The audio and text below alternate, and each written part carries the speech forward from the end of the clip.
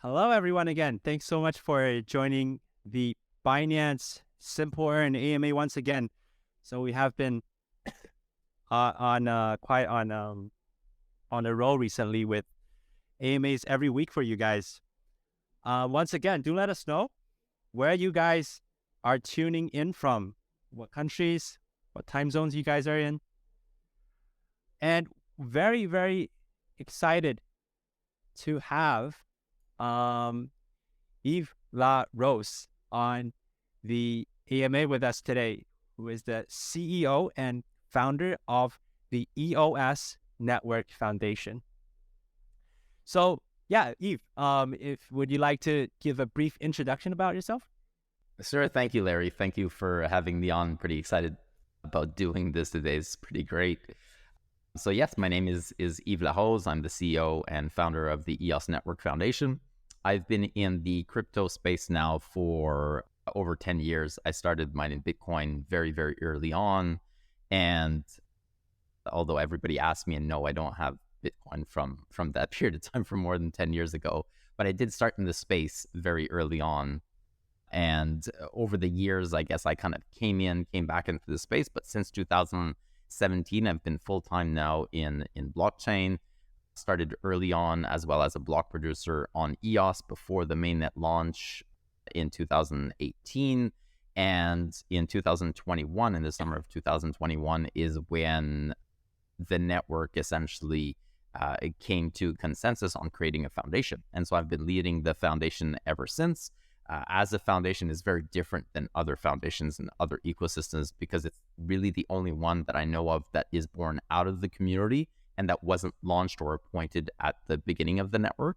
So we can get into that a little bit later when we go in the history. But yeah, essentially I've been leading the foundation ever since. It's been a little over a year and a half, and we've seen a big resurgence in EOS because of that. And I'm excited to talk about it today. So EOS is currently live on the Binance Academy Learn and Earn campaign. So if you guys are interested, feel free to jump over after the AMA, of course, to recap on what you've learned today. And there's also a quiz and a reward there for you guys to claim. So without further ado, let's jump right into the AMA. So first question from MD Ju Bayer 71. Sorry if I sabotaged the name. What are the key features of the EOS network and how do they make it unique? But I guess a more overview, like what is EOS network? And then we can go into like the uniqueness of it. Sure. So I mean, EOS is a layer 1 Gen 3 blockchain, right? So it launched in 2018, but essentially it was built over 2017, or early 2018 as a layer 1. Obviously, it's capable of running smart contracts, but if you put yourself back at that time in 2017, 2018, essentially Gen 3 layer 1 blockchains, which now there are multiple of, were quite new. And so at the time, the Gen 2s like Ethereum, the most prominent one, obviously, were hitting some scalability issues. You know, CryptoKitties took down Ethereum for a period of time. And so there was this new, I guess, wave of blockchains that were coming about. And the big focus of that was to finally try and unlock the scalability and the performance of blockchains so that theoretically the blockchains could be used for real live applications. Because as we all know, there's some limitations what you could do on blockchain versus a centralized database, essentially. So when EOS came in, one of the big features, and still to this date, is the performance. This idea that you'd be able to actually run thousands and thousands, hundreds of thousands of applications, each of them running on the blockchain, different parts of your application, and EOS facilitated that. And so that high performance, that high throughput, what does that mean? So just to give you a sense of scale, EOS is still the only blockchain that's ever achieved more than 100 million transactions per day. I think it topped out at around 124, 125 million transactions per 24-hour period for a few months straight. And to put that in perspective, in a single day during that period of time, EOS was making more transactions per 24-hour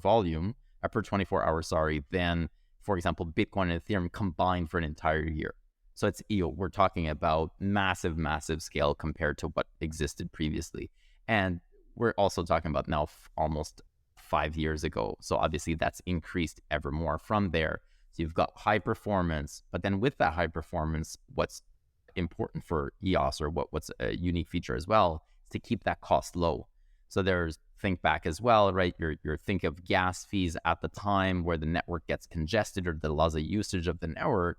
And if you as a user now, in order to make transactions on the network, your cost increases significantly, EOS wanted to address that as well. And so it's a very, very low cost. We're talking about negligible costs, sub pennies, basically negligible, because the applications can even abstract that away from the user and essentially pay your quote unquote gas cost on your behalf. So high throughput, low cost, very flexible. That's one thing that's really important too, is this idea that, again, putting yourself back in 2017, 2018, whenever networks wanted to upgrade, it typically required, and still to this date on some of them, requires a hard fork, in the sense of splitting up new token, having to split up the communities, doing an upgrade is quite tedious. It's very difficult. So what EOS does as well, that is quite unique in the way that it does it, is that essentially EOS hard forks or soft forks continuously. Every time there's an upgrade, the end user doesn't see that. Think of it like if you're running Windows and you've got a new patch, or a mobile application, you've got a new update. All you do is just upgrade. You don't need to redo your profile. You know, there's no new token in this sense. There's nothing to do on the user. The network itself upgrades. It now has new features, new functionality, new performance, whatever it may be. The end user sees none of that. They just see a better product. So EOS has the capacity of doing that, and it's done so on multiple occasions over the last couple of years. And then that's more at the protocol layer. And then on top of that, then you start adding the, let's say, second layer solutions, the functions, the initiatives, and we'll get into those later, but Yield Plus, Recover Plus, IBC, EVM, all of those extra things. Yeah, super exciting. Super exciting stuff. I think that we would definitely want to dive deeper into today. But yeah, I think generally you mentioned 1 million transactions per day going on for a few 100 million, more than 100 million. Yeah. So 100 million. Current date is something, I think today is still around maybe 6, 7, 8 million per day, which is still more than Bitcoin in an entire year type of thing. It's incredibly performant. Wow, so 100 million, doing some quick maths here on my Mac, that would be around 1,000 TPS. That's consistent. Sustained, yeah. The maximum that we've achieved, and this is a few years back, was around 4,000 transactions per second. Obviously, it depends on the type of transaction, right? So simple transfers require less computation, and so you can do more of those. And complex transactions, especially now, as we're seeing more swaps, more complex smart contracts, more complex applications in general, then they take more computation, so that number goes down. But yes, we've achieved for a sustained period of time, over 1,000 transactions per second, no problem. Got it. So second question, I'm not gonna pronounce it. I'm a huge fan of EOS. Is there anything special happening with EOS lately? Yeah, so I mean, along that line of that, there's a couple of things, but I'll just pick one, because along the line of what we were talking about right now, performance. One of the things that EOS wanted to work on and ensure that it can have, again, this idea of scalability. Even if we're talking about 100-something million transactions per day, that's still nowhere near replicating what currently exists in the centralized space, right? So if you wanted to have a game like Call of Duty or any type of large-scale application, let's say in the real world that we're seeing right now, that is not leveraging blockchain, it needs to scale well beyond that. Even though that looks impressive, even though that there's nobody better than that in the current blockchain space right now, it's still nowhere near where it needs to be for blockchain to be mainstream. And so EOS's approach at scaling in a way infinitely is through a process called IBC, so inter-blockchain communication. It's this idea that one instance of the network, I'm trying to choose my terms so that it's simple. Let's say one network, one EOS, or one network can do, let's say, over 100 million transactions per second. I think today, if we really wanted to, it'd likely be around 200-300 million. That's still not enough. What if we could replicate where you could have multiple networks all talking with one another with very low or negligible latency? So there's really no difference in between them, so that you'd be able to scale infinitely from a parallel point of view. So if you need more throughput, all you do is you spin up another network and you spin up another network with their own validators and with their own advantages, perhaps even different consensus mechanisms. But the idea is then those two networks can communicate with one another almost instantly. So think of EVM, or think of Cosmos has IBC, that type of thing where different networks can talk to one another, but doing so in a way that's trustless and doing so in a way that's almost instant, where really it's, for the end user perspective, it's the same as if it was the same network.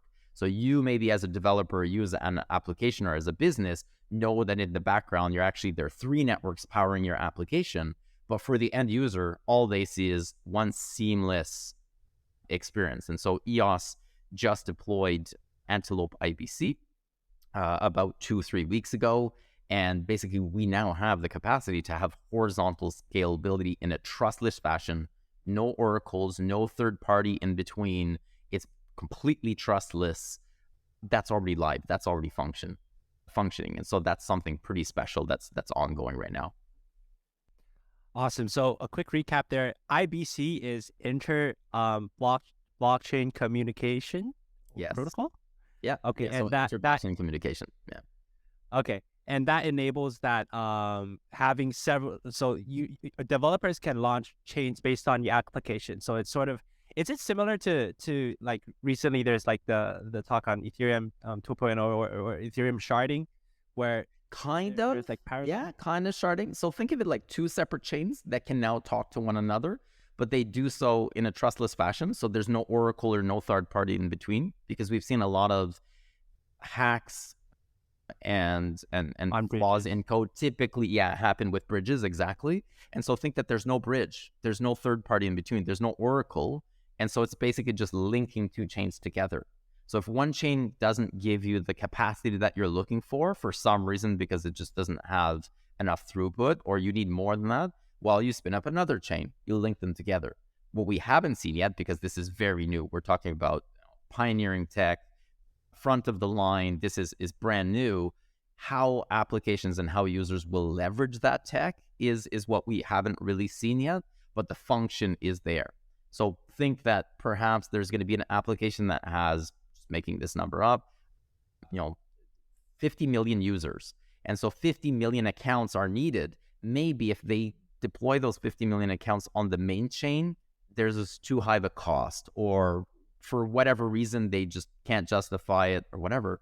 They could maybe deploy those accounts on a side chain, but those accounts essentially be linked together. So it's the same as if they were on the main chain, but they're now saving resources perhaps on the main chain, and they're deploying their accounts elsewhere. They're deploying their capital elsewhere. They're deploying the liquidity elsewhere, whatever it may be. But all of those talk with one another in a seamless, trustless fashion. So it enables applications to be able to scale horizontally, essentially infinitely. Yeah, so we do have a great question from the live audience. Binance888 asks, so you mentioned there's also an IBC on Cosmos, and what's the difference, or is it the same, or what's the difference? And then maybe touch a little bit on what is Antelope for those that aren't familiar. So that's a really good question. And so IBC is really just a generic term. And so, IBC just means inter-blockchain communication, this capacity for 2 completely separate chains to be able to talk one another and to essentially be linked to one another, right? So Cosmos dubbed their IBC Cosmos IBC. Ours is called Antelope IBC. Essentially, I'm not going to go into the technical details, but high-level view, it's pretty much the same. There's some slight differences, but essentially it's the same. It's the same concept. And the reason why it's called Antelope IBC in our case is that EOS runs on the Antelope core stack, or the Antelope software. So when EOS launched, the software was called EOS.io. That software was rebranded last summer to Antelope. And the reason for that is we created a coalition between different chains that were leveraging the software. So there are 4 networks that got together: Telos, UX, WAX, and EOS. We got together, we formed a coalition, we started deploying capital in a common treasury to work on protocol level features that were inherent to all of us that we all wanted to see upgrade, or that we all saw value in. And one of the first things that we saw value in was that capacity to link the chains together. And one of the teams that was working on that for years, EOS Network, so one of the 4 coalition members, had been working on IBC. They essentially completed that process. We deployed that, and so we called it Antelope IBC because it comes from the Antelope Coalition, the underlying software that EOS runs on, that Wax runs on, EOS and Telos run on, is called Antelope. And so it's called Antelope IBC. Got it. And could you touch a little bit more on what Antelope Coalition is? Sure. So it's a group of 4 separate chains that were all leveraging the same software. So the EOS underlying software is open source. It's anybody can leverage it. So there are multiple networks running the software, the underlying software, because they saw the power in the technology itself. So they weren't leveraging the EOS token. They weren't part of the EOS network. They just took the software that was open source, modified it for their own needs, launched their own networks. Maybe they even changed the consensus mechanisms. They've got their own use cases, their own communities and such. 4 of those, arguably the 4 largest ones that were leveraging this software, got together roughly a year ago. Now we're coming on the year anniversary. This was an initiative that the ENF led, and we essentially reached out to those partners after, because these networks had been running for 4 years, reached out to those partners and started working together, right? Previous to this, the foundation didn't exist. So there was no body, there was no mechanism for EOS anyway to be represented by a foundation. So when the foundation was created, that was one of the first things we did. We reached out to the other networks that were leveraging the same software as us, and we started talking. We opened dialogue, and we're essentially all competitors, but we also all in the back end are leveraging the same software. And so instead of going at it separately in terms of adding features to the protocol, adding more developers, adding more functions to the software, what if we went at it together for certain things? So we remain competitors. We all have our own flavors of the software, but the underlying software, what if there's certain things that we all wanted, and that if we pooled the resources together and pooled our developers together, that we could essentially do a 1 + 1 = 3 type of thing. And so that started about a year ago. We created that coalition of those 4 networks, so Telos, EOS, and Wax, alongside EOS. And we started pooling resources together, pooling capital together, hiring developers together, and working on new functionalities, new functions that all of us wanted.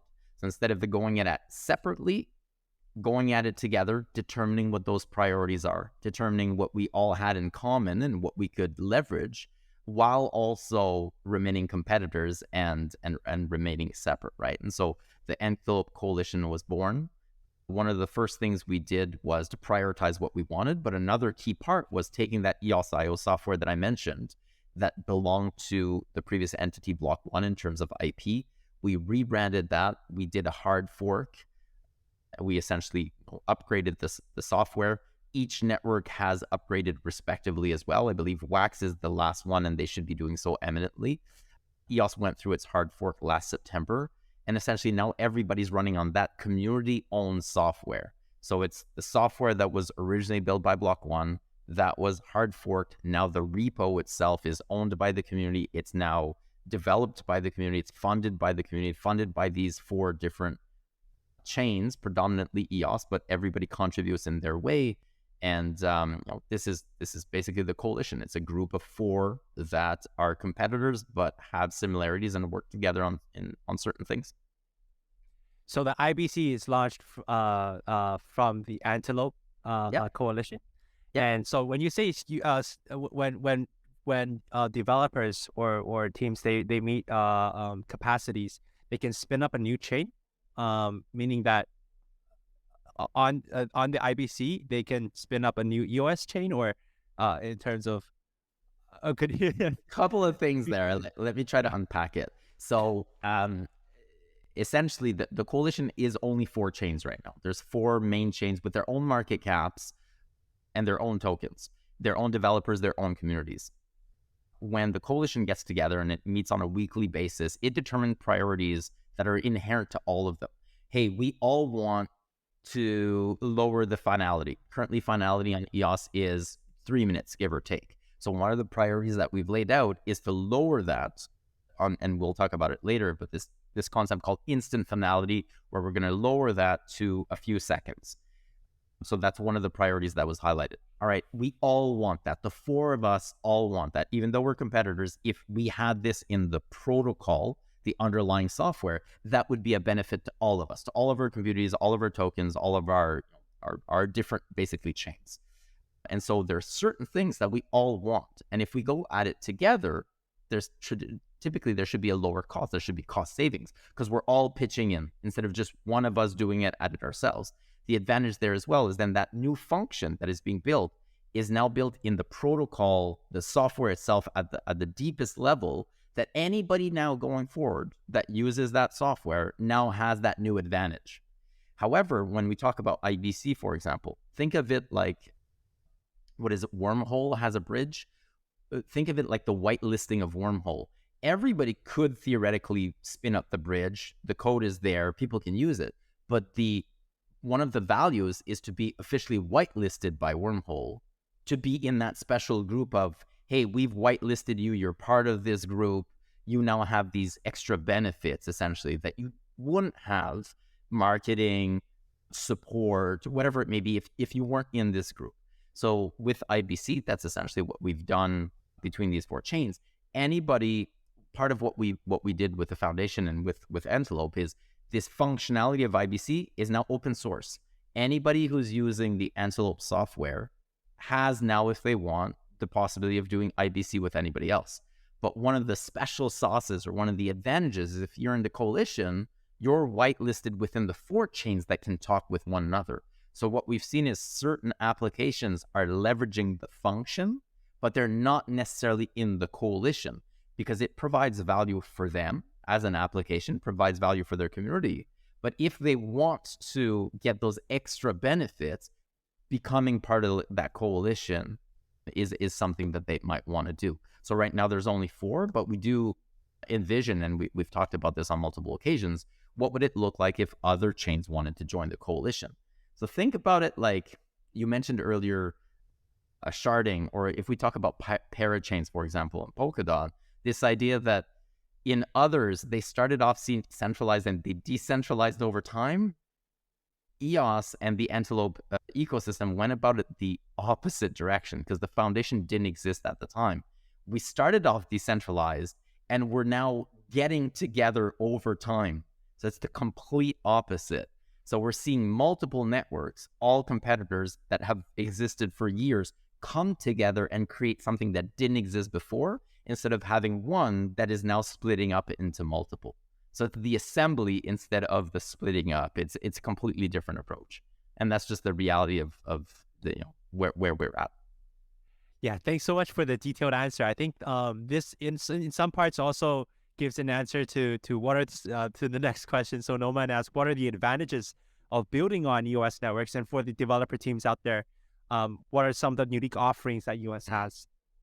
So like I mentioned, high performance, low transactional fees, developer-friendly environment, scalable smart contracts, flexible design, flexible governance model as well. So those are all things that I've mentioned.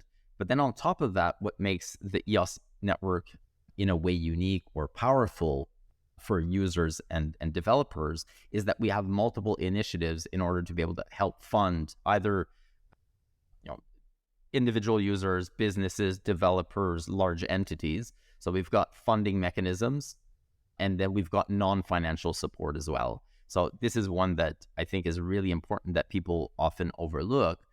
Receiving funding from a network is great. It's very important. Obviously, it incentivizes, it aligns those incentives and incentivizes developers as well and gives them something to basically to eat and to pay rent at the end of the month. That's very important. But the other side of the coin, which is often forgotten, is after you've received funding, what else do you have access to in terms of support? Do you have access to marketing? Do you have access to legal? Do you have access to any kind of hand holding for, help of deploying of your applications and just support of your applications? Do you have access to libraries? Do you have access to other mechanisms to leverage communities, right? So all these extra non-financial support components, EOS has very, very strong frameworks around that. A lot of initiatives that have taken underway. Do you also have access to resources in case something happens to your application, in case there's a hack? Are there any initiatives in the ecosystem that in a way provide an insurance layer and or any type of recovery? And I guess we'll talk about that too. EOS has a lot of that as well. So the community is extremely strong. The support is extremely strong. And a big part of that is the EOS community is very resilient. Because of its history, because of where it comes from, it has developed an extremely resilient, extremely unified and strong community base of developers, of users, of node operators, bar none. Like, this is one of its greatest superpowers outside of all of the technical advantages. Yeah, I'm sure we do have some pre-collected questions on like the recovery fund that you've mentioned, and also like you touched a lot on the non-financial support. And I guess one of the big topics regarding change is EVM compatibility. And so I think a great question from the comments, G Lo asked, what is EOS EVM and how it works? Great name, by the way. I'm not sure it's Jalou or Gilo, but great name. So EOS EVM, yes, it is currently running on testnet. It's based on Silkworm integration that is, pioneering with Ethereum. The idea is that this will launch by the end of March, early April. So it's quite imminent on mainnet. And EOS EVM is very similar to other EVMs in the sense that it's full RPC compatible. From an Ethereum developer's perspective, essentially it's kind of a point and click, simple double click, you're done type of thing. There's no, you point your MetaMask, point your API, that's it. You deploy your smart contract. There's nothing for you to do that is difficult or any kind of hoop or barrier to jump in that is extraordinary. So if you're used to deploying on other EVMs, no difference there. From a user perspective as well, that's a huge advantage, because if you're used to the Ethereum ecosystem and you want to come in the EOS ecosystem through that EVM layer, your user experience is flawless. There's no difference. If you're used to using MetaMask, same thing, no difference. And so in that sense, it's the same as others. One of the advantages, though, and what's different, is that the underlying protocol, though, is EOS. And so when we talked about all of that, those inherent throughput, performance advantages, that now becomes available to those Ethereum developers, and by indirect then to those users. It's, so the low cost, the high throughput, and I guess when we're talking about more, because if we're talking about EVM, typically we're going to talk about more complex transactions. So the swaps per second is something that we've seen being talked about more in the last year or so, is this idea that a transaction is usually not just a regular transaction. And so when layer ones typically tout their performance and their speed, they speak in TPS. And we've seen those numbers now go quite high, and every chain, competes on the highest number. But essentially, that's not really representing real-world applications. Real-world applications are complex transactions, and so a swaps per second is a better metric that we've seen that people are starting to take at heart. So Dragonfly Capital, did research last year, and they started talking about this concept of swaps per second. And then when we compare swaps per second on EVM networks, EOS by far is in the lead. And so I think that research highlighted that the closest competitor was around 200 to 300 swaps per second. EOS, in its previous iteration of testnet with 5-second blocks, which is now back down to 1 second, was doing around 800 to 900 swaps per second. So the idea is that we should be able to see roughly double that or so by the time we launch on mainnet. So between 1,600 to 2,000, give or take, swaps per second, which is leaps and bounds faster than the closest competitors. Now, the functionality remains the same. So this idea of EVM remains the same. The difference is higher throughput. What does that mean for the end user? Well, if the network is not running at congestion all the time, that means that the cost is inherently lower. And that's the big difference. With EOS, what we've seen just with the main protocol layer, when you're just deploying directly on EOS, one of the advantages is you can have microtransactions. So we saw last year with NFT Summer and play to earn type of games, etc., with GameFi starting, we saw that a lot of users, especially in areas where we're not talking about the $1 million NFT where you're fine with paying your $100 gas fee, just paid $1 million for an NFT, that's a negligible cost. However, if you're talking about mainstream adoption, this idea that the majority of users, the majority of end users are not going to be doing $1 million NFT transactions. They're going to be doing, think of it like Steam. If you're playing games here on Steam, the majority of your NFTs or your in-game assets will be 1 cent, 5 cent, whatever it may be. You can't have a $10 transaction for a 1 cent asset. And so you need the capacity for the majority of users to have sub penny transactional costs. And that's really where that comes in, is this idea that EOS always wants to be at the forefront of being there for mainstream adoption. Because at some point, we do believe that blockchain will inherently be leveraged and be used by more and more applications, and ensuring that you're there at that time to be able to capture the most amount of users as possible that can actually leverage the functionality of blockchains is very important for us. So keeping the cost extremely low is very important. And in order to achieve so, you need to obviously have a lot of throughput, a lot of capacity, so that you're never really running the network at capacity. You're always lower than capacity.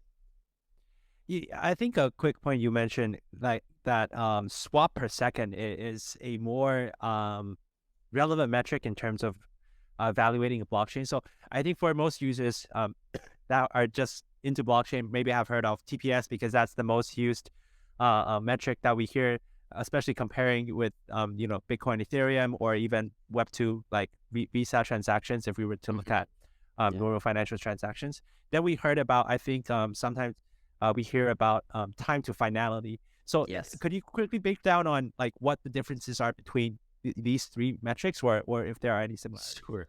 And I'll try to do it without going into too much technical detail. So transactions per second, quite simple. And so it's basically just at the lowest amount, the easiest transaction. Let's talk about, let's say, a simple transfer. So I'm sending you EOS tokens. It's maybe not the simplest transfer, but it's one of the simplest ones. How many of those can I do in a simple second, in 1 second, right? So you mentioned Visa, for example.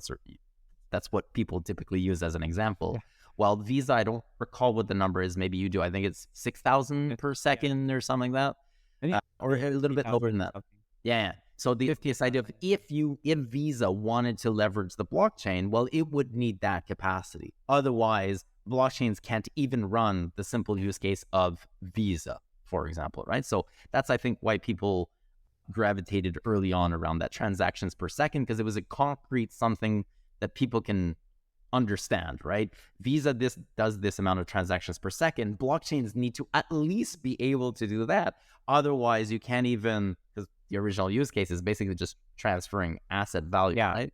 Bitcoin. So if you can't even do that, how are you going to even, fill out this potential use case? So transactions per second, quite easy. On that, though, you mentioned something else that's important, is time to finality. Without going into too much detail, there are different types of finality, so deterministic or probabilistic. But regardless of this, how long does it take until the transfer is confirmed on the other end and that there's no doubt that it's done, all right? And so in a traditional financial system, it's been improving over the last couple of years, but it's still T+2, T+5, between 2 and 5 days. What that means is that I send you a bank wire, I transfer you money into your bank account. It typically takes between 2 to 5 days until both our financial institutions can close up that transaction. Hey, Larry, I sent you $5. You might actually receive it on the same day or the following day. But in the back end, it's really because your bank is giving you a credit of $5. They haven't really confirmed that they've really received the $5 and the $5 really left my account. That typically takes between 2 to 5 days, which is extremely long. Bitcoin came about and that reduced it to 60 minutes. That's huge when you think about it, right? From 5 days to 60 minutes is a massive, massive leap. but you're limited at about 3 to 4 transactions per second, right? So you're going from just Visa, let's say 6,000 per second, almost instant finality, to now 60 minutes and only a few of them. Ethereum comes about, it does, what's the number, around 15 to 20, yeah, 15, give or take. And so, all right, much better than Bitcoin. Now you can start doing things on the network as well. So deploying smart contracts. So think of it like you can deploy programs, you can deploy code, and the blockchain can run that code. So you can do things with it. There's an if-then that's possible. And it lowers that down from 60 minutes to, let's say, 10 to 12 minutes, give or take.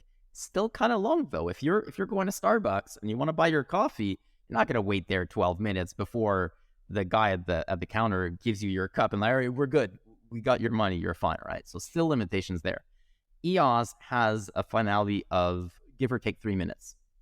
And so still quite long, though. You're not going to wait your 3 minutes. When I say 3 minutes, though, it's really the transaction pretty much completes instantly. But before you get the finality, that, let's say, T+5 type of thing, it's about 3 minutes.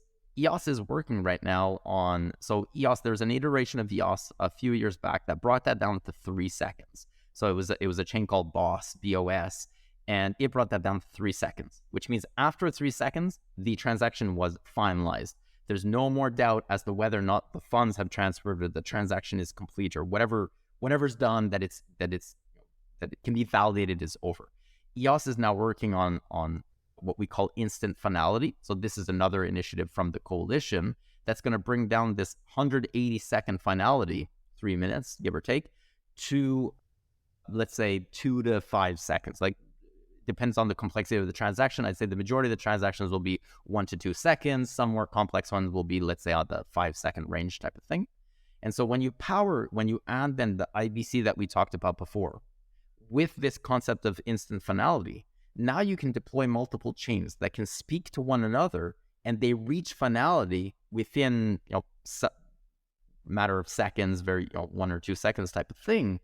Now you get to see from a user perspective that you can start leveraging the blockchain for Visa or for whatever type of utility that you can think of. And the blockchain in the backend can actually handle that and can reach finality, can give you that confirmation that, yes, it's done almost instantly. It's from a user perspective, it's instant. You click, it's done, basically. By the time you even think about it, it's already finalized. So that's the other metric. It's time to finality. And I'm not sure if you talked about it. Oh, we talked about swaps per second. Yeah. So swaps per second, this is a little bit more complex. So we've been talking about a simple transfer, right? I send you a certain amount of tokens. That's pretty simple in terms of code, lines of code, and complexity of code. That's very, very simple.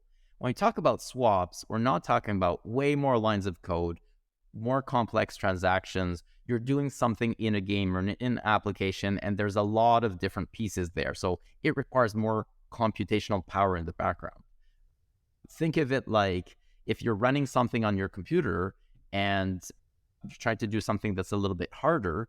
Well, if you're, sometimes it takes, think of it like you're loading a game. Well, it might take a little bit longer to load the game because there's just more stuff to actually process in the background. So a swap just takes more to process in the background. And so that's why it's a more realistic transaction, because then it's more representative of the type of usage that exists on chain. And so that inherent number of how many of those you can do will be lower, but it's more representative of what people actually do now with blockchains, whether it's a swap between chains, a swap between different assets, an action in game or an action in an application. It's more real, let's say, than a simple transfer. And so this is what people are now gravitating towards.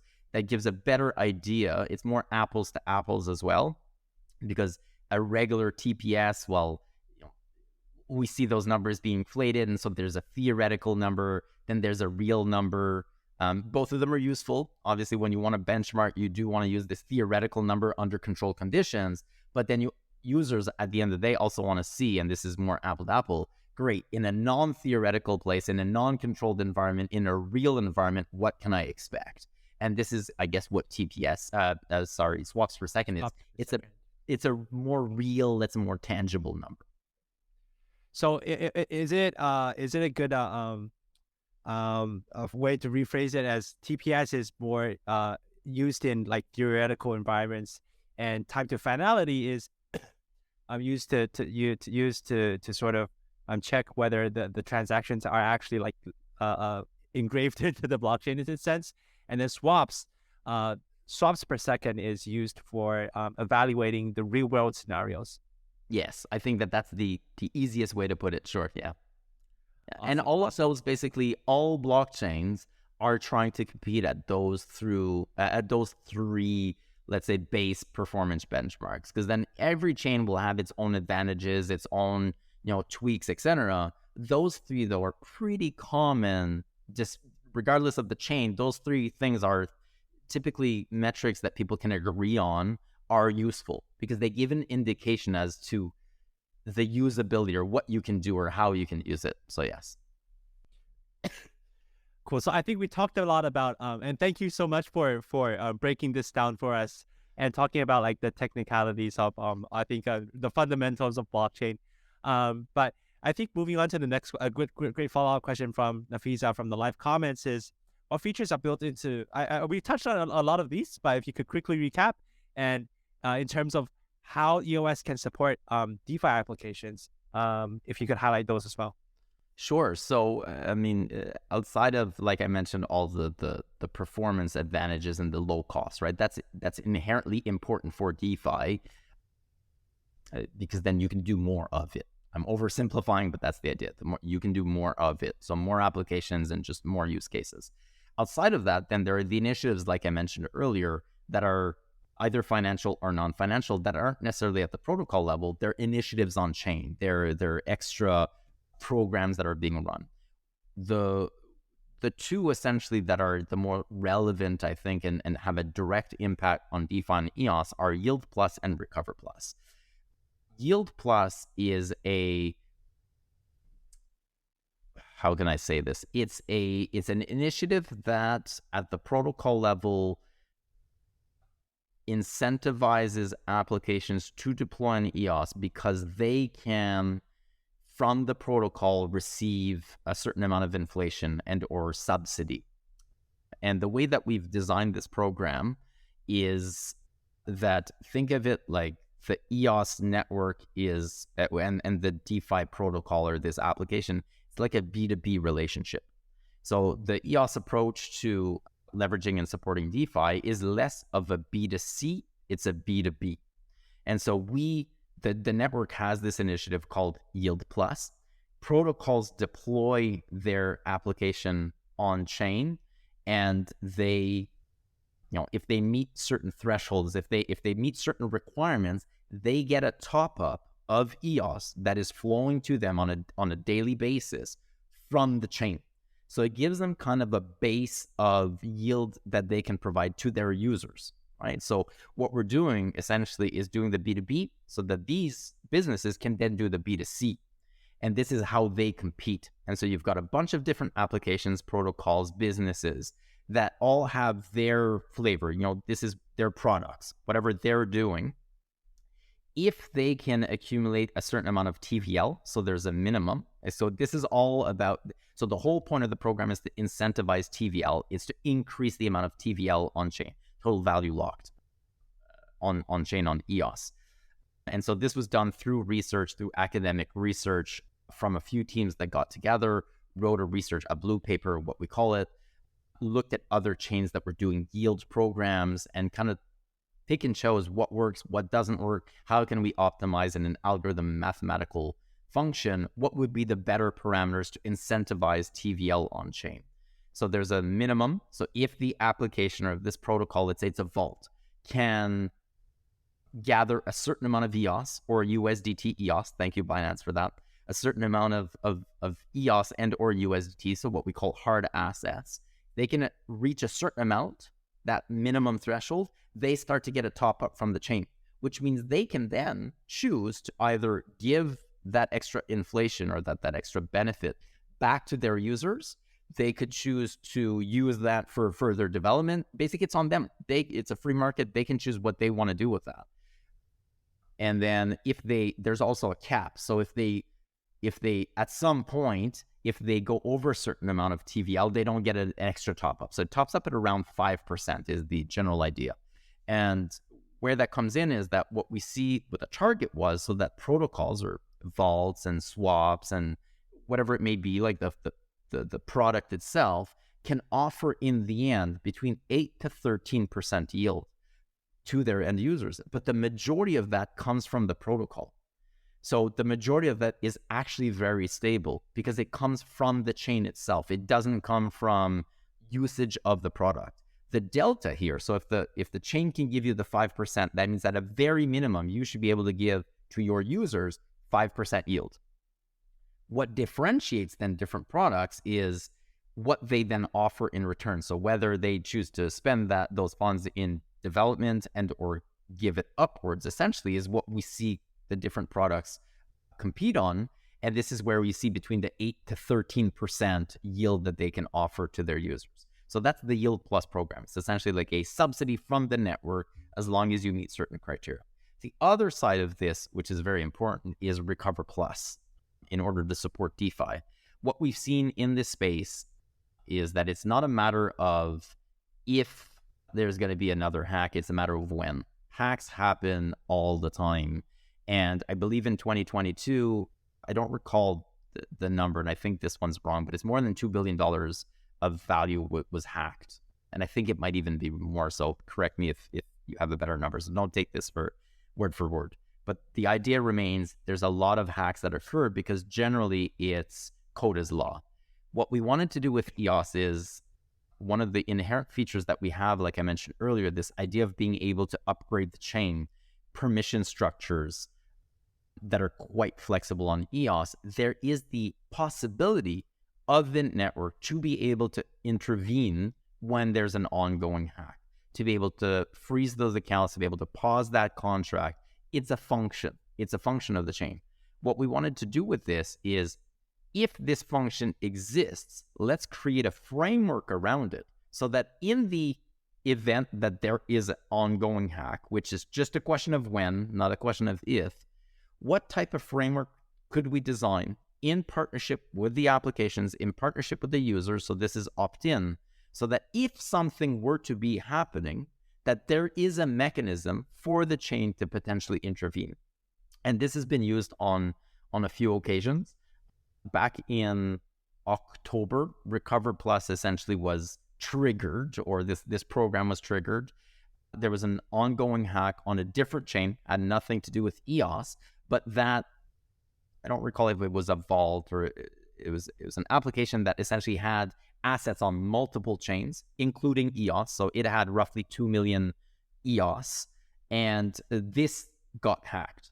And so because users got hold of these smart contracts and this code, they could have essentially drained the EOS that this protocol had, but EOS was able to intervene, see that was happening, and freeze the EOS, so that essentially it saved 2 million EOS, which then gets given back to the ultimate rightful owners, right? But this protocol, and this is the idea with Recover Plus, is that it's opt-in.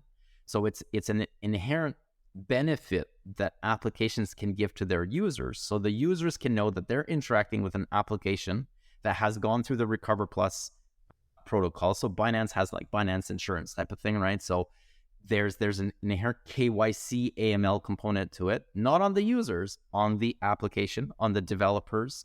So they need to jump through hoops to be part of this program. But then what it gives to the users is they know the application that they're interacting with has gone through the Recover Plus protocol, so that the likelihood of something happening is a little bit lower because there's an audit requirement. There's basically all of the data is published on chain. There's monitoring. There's a lot of things that are happening under the hood, so that should something happen, the network can intervene, and that it's the whole framework around that. So it's kind of like an insurance layer.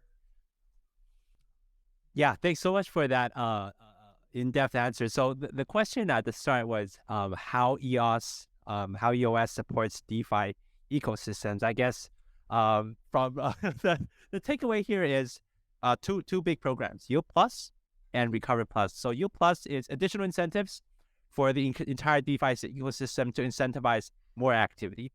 And then the Recover Plus, which we also have in the PPT here, is sort of like a base layer insurance to protect the users in a sense. Correct.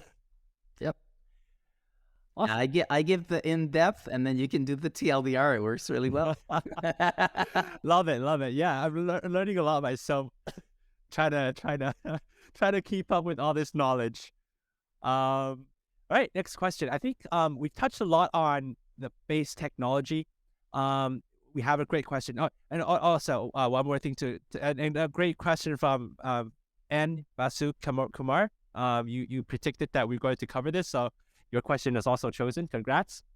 So the next question that we have from Azzy7, we've touched a lot on like we went from like the EOS from fundamentals on the capacities on the network efficiencies, and then went into like the how EOS supports the ecosystems covering from non-financial supports to financial supports. And I guess this is one of the financial supports that we can talk about. So great question. What is ENV? If you could, I think, talk about like the whole name, and then is it launched as an independent entity? Sure. So ENV is EOS Network Ventures. And to give background on what it is, I guess I need to explain what the ENF is. So the EOS Network Foundation is the non-for-profit arm of the network that essentially is responsible for open source, public goods, ensuring that community has funding, developers have funding, but everything for, think about it like non-equity in return. So it's really that non-for-profit side of things, ensuring that the code base is maintained, it grows, it develops, that there's no necessarily direct cost to the end user. The ENF is funded through inflation. It's a typical foundation, just like other foundations. What was missing in EOS is the opposite side of that. So it's the other side of the coin. What about, because we've got different funding mechanisms in the ENF where you can access a certain amount of funding, but at some point you might have an application or you might have a business that requires a much larger level of funding. And now we're entering into VC territory. Now we're entering into for equity in return, right? So if the network has the capacity to be able to take care of the public goods, the non-for-profit, the open source, what about the other side of that? Where, all right, now you've have an MVP, you've got a workable product, maybe you've got a proof of concept, whatever it may be. Well, now you need significant funding. And so the network didn't have that capacity. So the EOS Network Ventures is the response to that. It is a separate entity. So why is it launched as an independent entity? Because it's really that. The ENF is a non-for-profit. The ENV is a for-profit arm. It's the other side of the coin.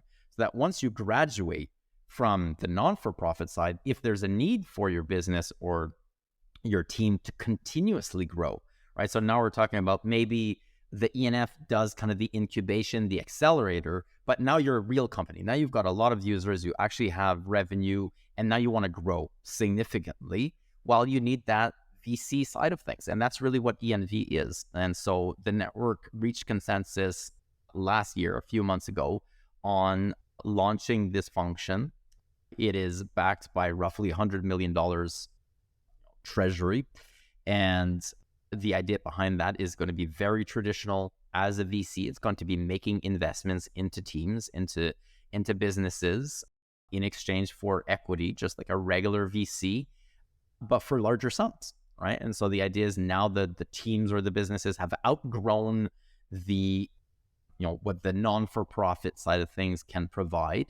And so it's either attracting external teams, external capital, external businesses to come onto the network, and there's further financial incentives alongside the management, alongside the extra support. It's not that you don't get the extra support, but we're really talking about the larger financial incentives there. Yeah, so I also showed on the screen here some of the grants. So sort of like the grants and the ENF, the EOS Network Foundation takes the developers or projects from 0 to 1, and then the ENF takes them from the 1 to 100, right? Yeah, 1 to N, exactly. Yeah, 1 to N. Yeah, exactly. That's a really good analogy. Yeah, so if you guys or are developers that are interested, feel free to go to eosnetwork.com/funding to check out the grants And potentially, if you are a already more mature projects, then you can check out the EOS Network Ventures.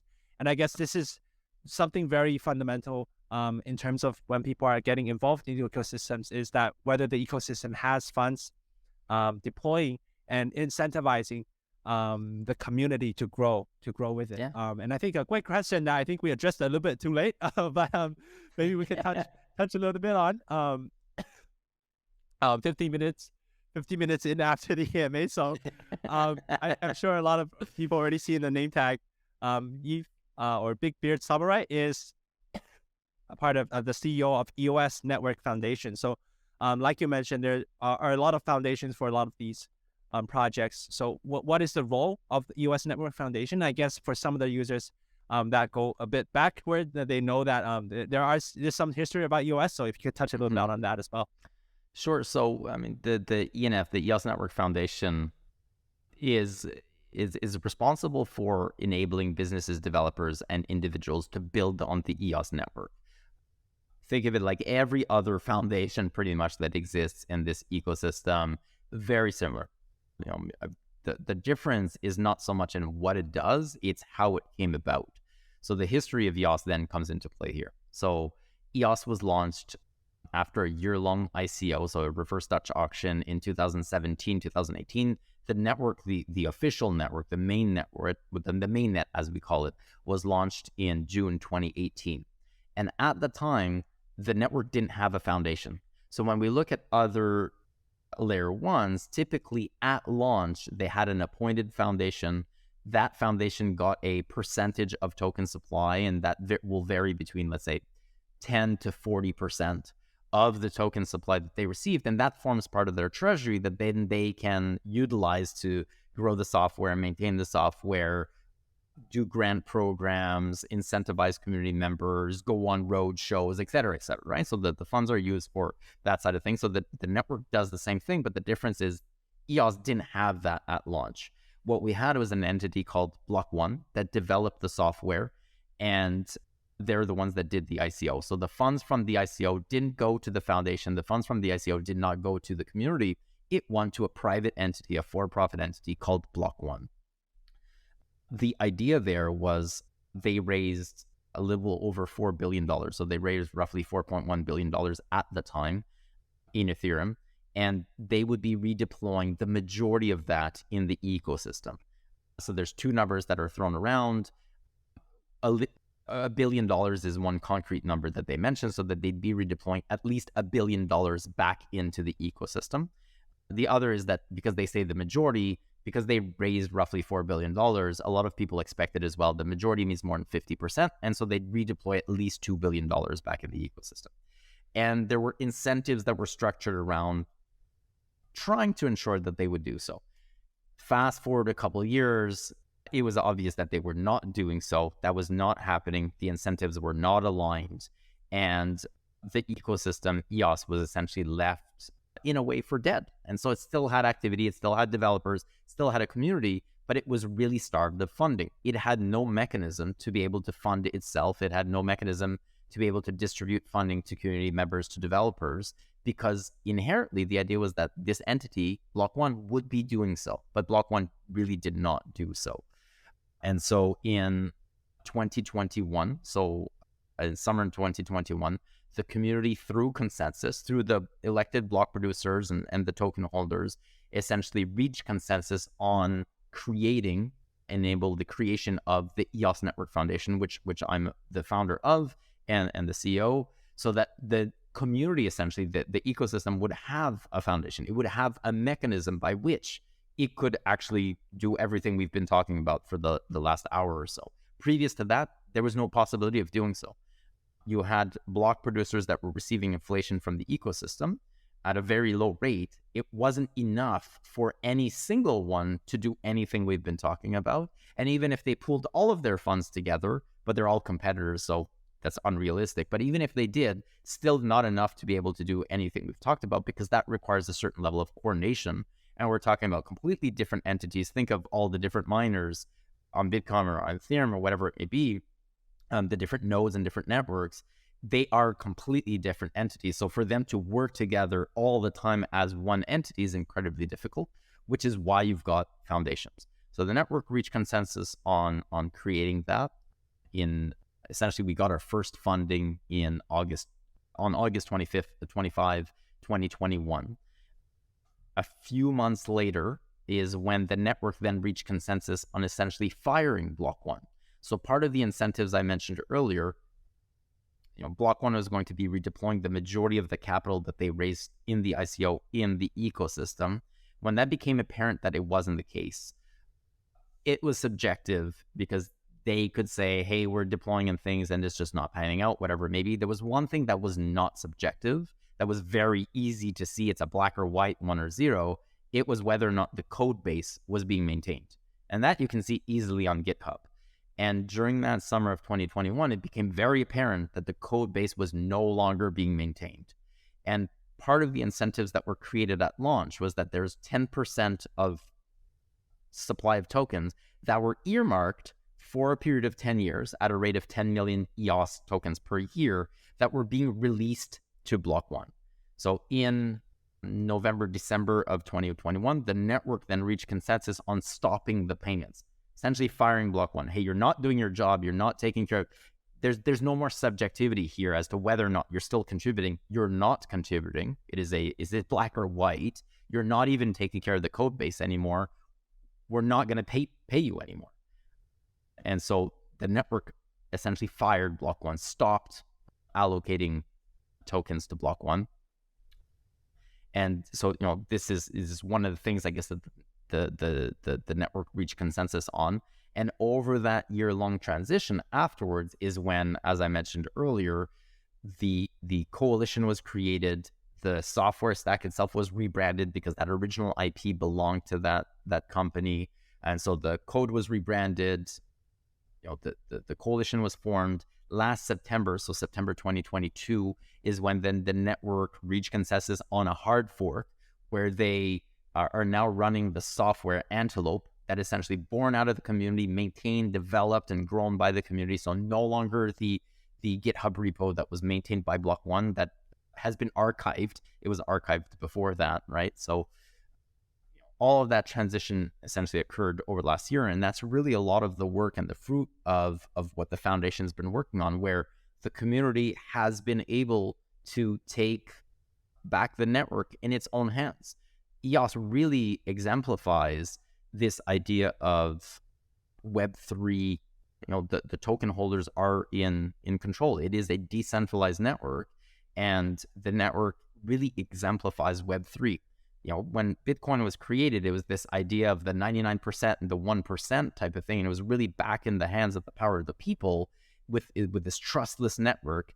EOS really exemplifies that too, because we were victims of this entity that essentially took the funds, didn't redeploy them as they said they would, the commitments that they make, and the community and the token holders taking the power back and taking its destiny in its own hands, creating the foundation, forking away, et cetera, et cetera. And so really that is what the EOS Network Foundation is. It's born out of the community. It's a representative of the community. It's got accountability with the token holders, with the block producers at various levels to ensure that the community and the token holders always remain in power.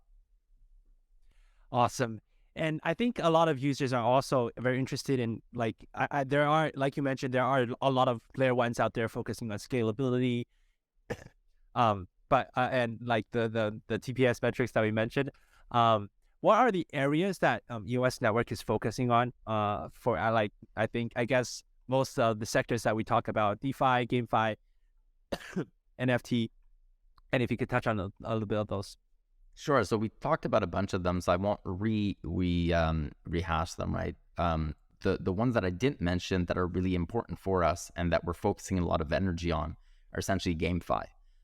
So if 2 summers ago was DeFi summer, and then last summer was, let's say, NFT summer, we believe that this summer will be GameFi summer, or that GameFi will play a significant role in, let's say, the next step up or the next level of adoption of Web 2 users coming to Web 3.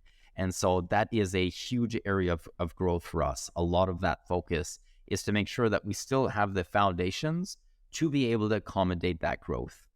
At some point, I mean, I hope we're all in this space because we believe this inherent product will be used. I hope that we believe that blockchain will play a key role in our society and is it essentially an extra tool in our toolkit of things that we can use.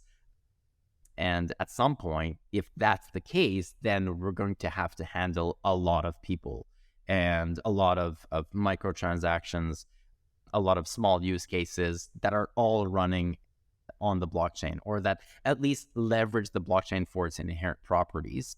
We believe that that's going to come. The next wave will come through GameFi, and so we're positioning ourselves for that.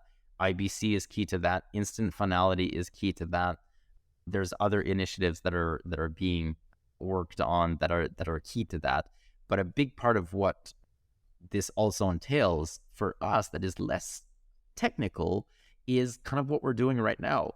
So EOS is one of the longest running chains. It has been live and running now for over 4 years without interruption. It's essentially 100% uptime. It's never gone down type of thing in terms of reliability. So it's extremely reliable. So with that performance, one thing I didn't mention is that it's extremely reliable, right? You don't have to worry that it's only open 9 to 5, Monday to Friday type of thing, or that when there's congestion, it goes down, or EOS is battle tested, just like Bitcoin is battle tested. And that's one of its, one of the greatest features of Bitcoin is just the longer it runs, the more value it has because it's been running longer. So it's kind of that self-fulfilling prophecy. EOS also has that. It's extremely reliable. But one of the things that it did lack, so the tech is extremely strong, but it didn't have the marketing to go alongside that. They didn't have, a lot of people didn't know that EOS is even still alive. EOS, a lot of people didn't know of those advantages of EOS because it didn't have a foundation. It didn't have a body that could be its champion, that could help amplify its message. And so a big part of a big, I guess, focus of ours is to ensure that the market and users know that EOS is alive, EOS is open for business, EOS has been alive for years, it's got funding available, it's got non-financial support available, it's now making partnerships, it doesn't have liabilities, and basically it's an extremely strong network that has been running for 4 years, and it's there's a lot of value there. Awesome. And I think this is also a great question by Rohan. We've touched on a lot of the advantages of EOS, and you've also mentioned like from the tech to the ecosystem, to ENF to ENV. But what do you think in terms of like the challenges that EOS might face, and how are they being addressed? One of the biggest ones, like I was just talking about, is the rebrand.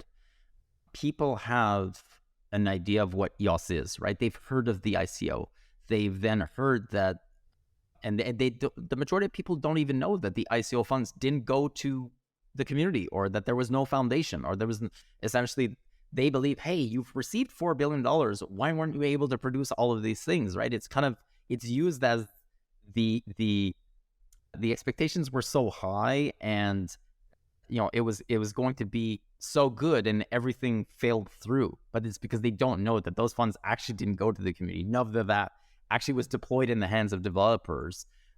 And so a big part of the challenge that we face is to educate the token holders out there. Now, those new community members that are coming in, they don't know of the history. And so then that challenge, the same as everybody else, is to be able to gain some of that market share, to showcase that you're alive, to showcase that you have initiatives and programs that are there for them, and that they should come build on your layer one, and or that they, and I don't think it's going to be just one layer one. This is why IBC is also important, to be able to link to others. I believe it's going to be a cross-chain world. I believe that there's going to be BSC is a really great example of that. EVM is another great example of that. Just opening doors where likely applications are going to want to be deployed in multiple different areas to take care of the benefits of everywhere without necessarily being very tribal and only going to one. And so we face the same challenges as everybody else in that sense. But a big challenge that we face is for the people that have been here from the beginning and or for a very long time, to re-educate them and to showcase that the essentially the bad actor has been kicked out. There's a foundation now. There are funds flowing. There's non-financial support that's available. That EOS is still alive, and so it's that rebranding exercise, right? To kind of showcase that EOS never died. It was always here. You just didn't know about it because there was no way for you to know about it. Yeah, so I think we covered a lot of different aspects today. Thank you so much. We're already past 10 minutes past the hour mark. Thanks for sticking with us. There are still a lot of questions unanswered. We weren't able to go through all of them today. Hopefully sometime in the future when EOS has some product updates or other roadmaps updates, we'd be more than thrilled to have you guys on again. But once again, like I mentioned, there is for you guys that are interested in EOS and learning more about EOS, there is a live course on the Binance Academy Learn and Earn campaign, where if you are a new user to Binance Simple Earn, you will be eligible to get a reward if you complete the course and complete the quizzes, which I will go show at the end. So thank you so much, Yves. I will go through this presentation. It goes through some of the key points that are mentioned in the Learn and Earn article. So sort of like the highlights. And really, these are just a lot of these are hints to the prize quiz. So do pay attention. And Yves, feel free to jump in if I get any technicals wrong, or if you want to elaborate on any one of the points. So we covered EOS. I'm sure if you've been listening to now, you should know that EOS is a layer 1 blockchain that is addressing scalability. Yves have touched a lot about how EOS worked. I think we missed how delegated proof of stake work, which we will we have a slide coming up talking about that. But Yves also has just briefly touched on the history, where essentially the takeaway here is that EOS Network Foundation is bringing in the funds to the EOS ecosystem and pushing the entire network forward. So I think this is a very important key point that we missed for the questions. But yeah, Yves, if you could quickly go over this slide on what is delegated proof of stake, or like generally what is proof of stake, what is delegated proof of stake, and how is that different? I'll make it as quick as possible. Proof of stake, very easy. It's proof that you've got tokens. It's proof that you've got stake in the network. And so typically proof of stake networks choose nodes based on how much stake they have, right? So the more stake you have, the more chances of being a node on that network. Delegated proof of stake kind of adds one layer to that. You might have a lot of tokens, but you might not want to run your own node. And so you can delegate your stake essentially to an entity that you believe has the capacity to run successfully a node and to bring value to the network. And so EOS has that as its consensus mechanism right now. Having said this, I do want to put a caveat that EOS is already moving away and has already moved away to a certain extent from delegated proof of stake. Those advantages of proof of stake, delegated proof of stake, we've all heard in 2022 as Ethereum moved to proof of stake, right? From proof of work to proof of stake. And a big part of that is just computational cost, obviously moving towards more green, lower electricity costs overall. Well, EOS has had that for 5 years, basically. It's had that since its launch. EOS is now moving over, when I talked about instant finality, it's moving over to something that's even further alongside there, which is kind of based on the hot stuff consensus. Hot stuff is what Facebook Libra had as its consensus mechanism. So it's just they give it like an even further advanced delegated proof of stake. It's no longer delegated proof of stake, but just same type of concept. You can now even break down further the different types of nodes and the different consensus mechanisms that could be used for different functions on a network. At the base, though, EOS is still very much delegated proof of stake. You've got tokens. You can either delegate to yourself, or you could delegate to others that you see are in a good position to represent you on the network. So I guess for proof of stake networks, just like proof of work or delegated proof of stake here, the takeaway is it is the consensus mechanism for distributed systems. And for proof of stake networks, especially, you can stake your tokens or delegate your tokens to get rewards, right? To get network rewards. You can do so natively on EOS, and you can also do so on Binance important. And there's also there's a asynchronous style of validation. If you could elaborate a little bit on this. Sorry for. All right, I'm not going to go into too much detail on this one because it gets pretty technical. But essentially, think of it like one of the advantages of DPoS, or one of the advantages of proof of stake, is just faster confirmations, lower latency, and less cost. So going back to everything I've said before, this idea that if you want to scale, the cost of transacting on the network needs to be negligible. You can't have $50 transactions. That's just not scalable. That doesn't represent real world applications. The majority of users want to do microtransactions, and asynchronous validation, and I guess delegated proof of stake, offers that benefit of being able to do a lot of transactions at a negligible cost. And that's really what it is. So you still have that validation, you still have the advantage of being on a blockchain, of it being immutable, of it being trustless, but with that scalability benefit that comes alongside, and that lower cost, right? So when I say lower cost, I mean lower environmental cost, lower actual cost for the end user in terms of financial cost, lower cost in terms of computational speed, computers in the background. You don't have warehouses and warehouses worth of computers. You don't necessarily need that. You still need really good hardware, but it's just not comparable, right? So same thing like Ethereum 2.0, I think they reduced their environmental load 99% or something like that. Those are the benefits. That's the idea of faster confirmations, lower latency, lower cost, just way more scalable. Awesome. And now for the native token of the EOS network is EOS, obviously, and it can be used as utility to purchase system resources, participate in EOS governance, and of course used on the native applications. And I guess this is something that we can just go over a little bit. There's a high performance web assembly engine that essentially it just makes the network faster and more efficient. So EOS is built on C++. I guess that's the key takeaway here.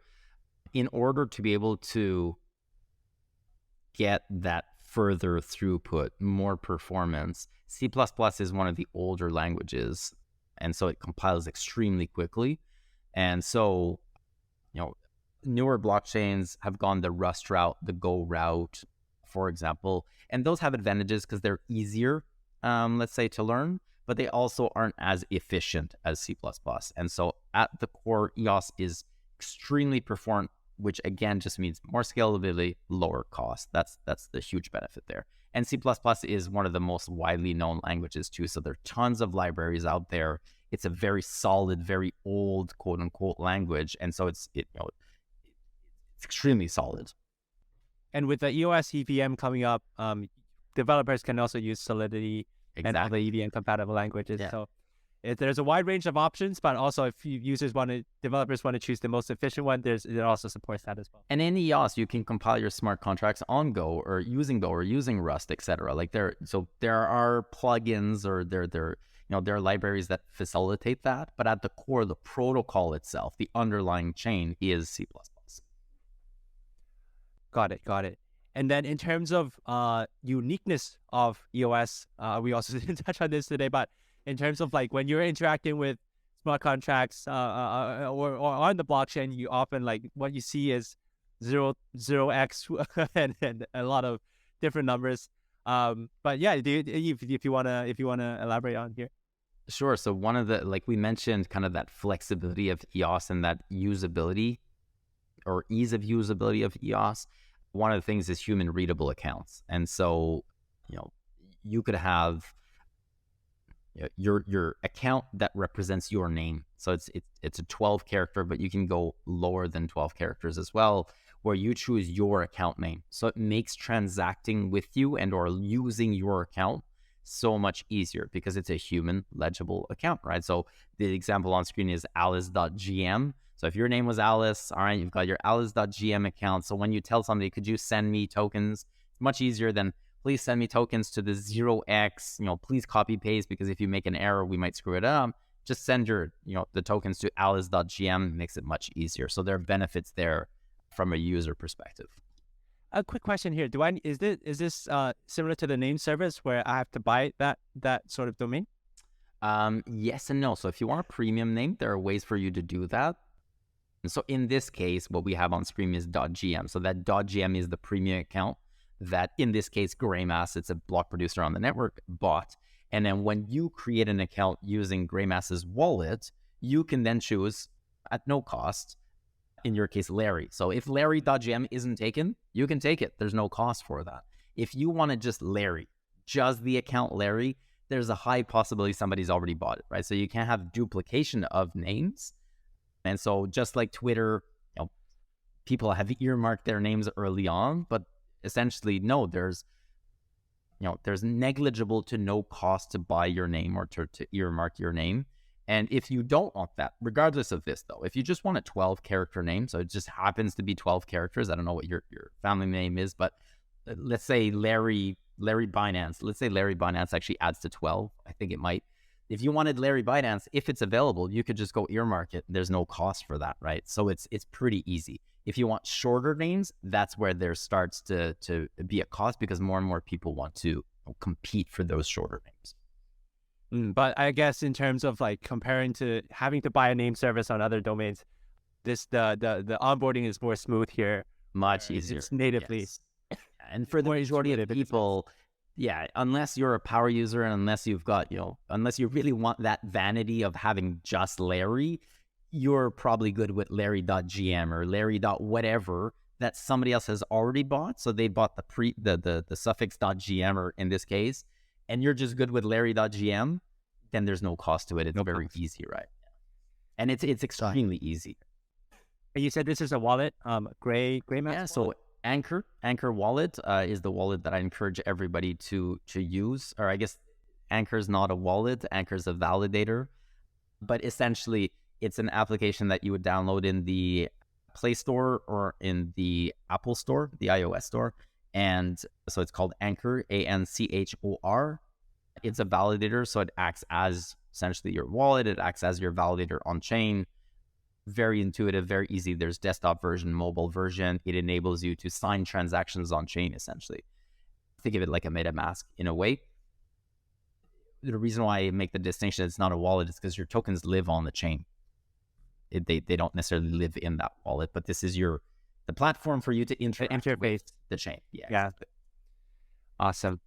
And the next one is affordable transactions fees, and we went through a lot of this on how EOS can improve transaction speeds through more efficient engines, more better technology, and on that, to add on the transaction fees, to give an idea and just of perspective, you can use as a user, you could use the chain dozens of times a day for free. You could use the chain 100 times a day for free. There's two things that are important there. One is that applications have the capacity to abstract the cost from you, so they can pay on your behalf because there is an actual cost, but it's negligible. Or if you are a super power user and you're doing thousands and thousands, hundreds of thousands of transactions per day on chain, which some do, we're talking about sub-dollar, where it's a joke. It's negligible. Okay. Excuse me. And then next one is near instant finality. So we also touched a lot about this, and Yves also helped us break down the differences between TPS, time to finality, and swap per second. So if you're interested in looking at it, you can go to the replay. But this is one of the roadmaps that EOS has with the Antelope. With the Antelope for 2023, essentially, yeah. So the Antelope Coalition, so instant finality is the one on there that's not live yet. It's in the works, and that should be, I guess the tentative date for that is Q3 of this year. So this should be live in Q3 this year, which will bring down that finality from 3 minutes down to a matter of seconds. Awesome. And then we have energy efficiency. Yves has also touched on that because of the proof of stake nature. compared with proof of work networks, EOS is carbon neutral, negative. Yeah. And so it's very fast, very energy efficient. On the carbon neutral, carbon efficient, so it's carbon efficient by default. Carbon neutral is because there are multiple, let's say, teams or businesses that are essentially offsetting the costs or basically offsetting the carbon costs on behalf of the entire chain, because it's negligible. It's almost nothing. So you could easily, if you wanted to, make a donation to some type of carbon initiative, and you yourself likely could make EOS carbon neutral. Yeah, that's how low it is. And when we talked about in terms of like the support to DeFi ecosystems, you've mentioned that there's a U+ initiative. So that's a work group that sort of provides additional incentives for DeFi ecosystems. And there's also the Recover Plus, which is a base layer insurance, essentially protecting users from hacks, which is very, very regular in crypto. And in terms of the funds for the ecosystem, there are grants that you can go onto the website to check out, and then there's also a venture firm that takes more mature teams from 1 to N. So the EOS Network Ventures is a $100 million venture capital fund, and like Yves mentioned, EOS is focusing on the GameFi development. So I guess for the GameFi teams out there, this is something that you guys can apply for. And finally, so once again, I'm Larry from the Binance Simple Earn team. If you're interested or holding EOS on Binance, feel free to go to Simple Earn to subscribe tokens for some passive rewards. And once again, if you want to learn more about EOS, go to Binance Academy, where for a limited time during the campaign, if you are a new Simple Earn user, you'll be able to get a staking position or some form of rewards for if you complete the quiz. And I think that wraps it up. Finally, you guys can take a screenshot here and then finish the quiz. We will have around 48 hours to finish quiz. I will close the quiz, I think around 48 hours. It says in the terms and conditions within that. And if you get all of the questions correct, you have to get all of them correct. You'll be splitting a prize pool with all of the people who also get it correct. But yeah, I think that wraps it up. Thank you so much, Yves. I think we went almost half an hour over the hour mark. I know you have meetings coming up. So any final comments from you? No, just thank you very much. Thank you for Binance for hosting this. Thank you, Larry, specifically for doing a great job at this. I think this was awesome, just kind of doing the back and forth, going into depth in certain things that you wanted to know of, and then for you to then be able to kind of summarize it very easily afterwards. I think it's great. I think it's great for the users. Really looking forward to what the future holds in 2023 for EOS and for Binance, because Binance is a key partner of ours. Binance has been running a node on EOS now in the top 21 for a few years. And so just strengthening this partnership in events like this for your users. I myself have been a Binance user for years, my personal favorite exchange. And so I think this is just great. So thank you very much. Thank you, Yves. So once again, founder and CEO of EOS Network Foundation. We look forward to your future updates of pushing the EOS network forward. And hopefully we can get you on in AMA soon. So I think that wraps this up. Thank you so much, guys, for tuning in. Thank you, everybody. All right, bye. All right.